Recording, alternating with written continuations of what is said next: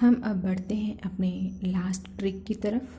जैसे हमें ये थोड़ा कन्फ्यूज़न हो सकता है कि हमारे क्रस्ट में कौन सा जो है यहाँ पे मिनरल पाया जाता है, मेंटल में कौन सा मिनरल पाया जाता है और कोर में कौन सा मिनरल पाया जाता है।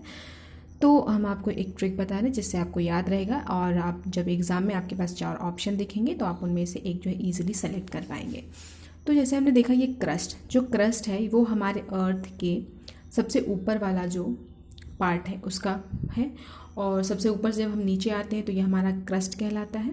और वही जब अगर हम अल्फ़ाबेटिकल में देखें तो ये अल्फ़ाबेट किससे स्टार्ट होता है, ए से स्टार्ट होता है। तो हम ऐसे याद रख सकते हैं इसको कि जो क्रस्ट है सबसे ऊपर वाला पोर्शन है, पार्ट है, और उसी तरह से ये अल्फ़ाबेट सबसे ऊपर, तो जो जिसमें ए आ जाएगा यानी सिलिकॉन और एल्युमिनियम होगा वो होगा क्या, क्रस्ट।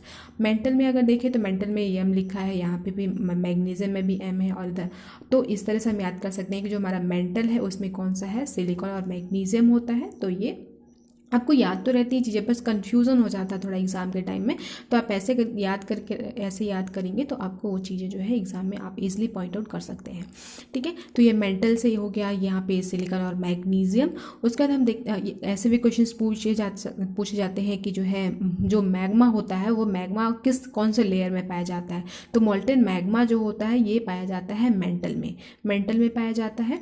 यानी कि जो हमारा मेंटल से, यहाँ पे मेंटल से भी एम, मैग्नीशियम एम और मोल्टेन मैग्मा एम, इस तरह से हम इसको याद कर सकते हैं कि ये जो एम है और इससे ये मेंटल में पाया जाता है। देन उसके बाद कोर में एक चीज़ है आयरन और निफ्फे, यानी ये जो है निकल और जो आयरन है, तो इसको हम ईजिली याद करके रख सकते हैं।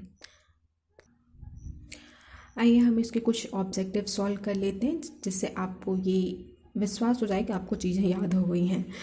तो यहाँ पे हमारा जो पहला क्वेश्चन है वो है कि which of the following element are found in highest and lowest quantities respectively of the earth crust में। यहाँ पे क्वेश्चन बोल रहा है कि जो हमारा अर्थ क्रस्ट है उसमें सबसे ज़्यादा कौन सा एलिमेंट पाया जाता है और सबसे कम कौन सा एलिमेंट पाया जाता है। तो जो हमने अपना एक ये ट्रिक देखा था ओ सिया आई कैसे, तो और ये था SPM से, तो यहाँ पे हमने देखा कि हमारे पास सबसे ज़्यादा कौन सा है, ऑक्सीजन, और सबसे कम कौन सा है, मैग्नीशियम। तो सबसे ज़्यादा ऑक्सीजन और सबसे कम मैग्नीशियम होगा। अब यहाँ पे पूछा है कि एवरेज डेंसिटी ऑफ द अर्थ क्या होगा। एवरेज डेंसिटी ऑफ द अर्थ तो हमने वहाँ पे देखा था कि 5.5 ग्राम पर cc होता है। फिर यहाँ पे पूछा कि जो मोस्ट अबेंडेंट मेटल, यहाँ पे पूछा है metal in the earth crust में सबसे ज़्यादा मेटल कौन सा पाया जाता है, तो ये है एल्यूमिनियम, क्योंकि यहाँ पे सबसे ज़्यादा हमने यहाँ पे देखा कि ये ऑक्सीजन जो है ऑक्सीजन मेटल नहीं है, तो इसको हम काउंट नहीं करेंगे कि ये सबसे ज़्यादा पाया। अगर मेटल पूछता है तो वो ये एल्यूमिनियम होगा।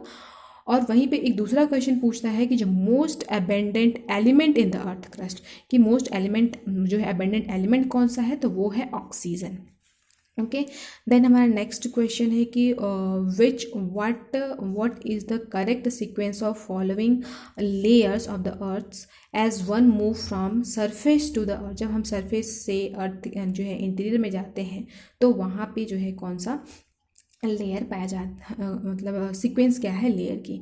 तो सबसे पहले हमने देखा था कि क्रस्ट होता है, फिर मेंटल होता है, एंड देन कोर होता है। ठीक है, तो हमारा जो ऑप्शन हो जाएगा ये 2, 1, 3, ये हमारा ऑप्शन सही हो जाएगा। उसके बाद हम यहाँ पे देखते हैं कुछ डिसकंटिन्यूटी वाले क्वेश्चन भी कर लेते हैं। यहाँ पे पूछा है कि which type of discontinuity is present between the upper crust and the lower crust. Upper crust और लोअर क्रस्ट के बीच में कौन सी डिसकंटिन्यूटी पाई जाती है, तो वहाँ पे हमने देखा था कि जो क्रस्ट और क्रस्ट के बीच में क्या होता है, कोन होता है। क्रस्ट और क्रस्ट के बीच में कोन होता है, तो यहाँ पे कोनराड डिसकंटिन्यूटी हो जाएगा।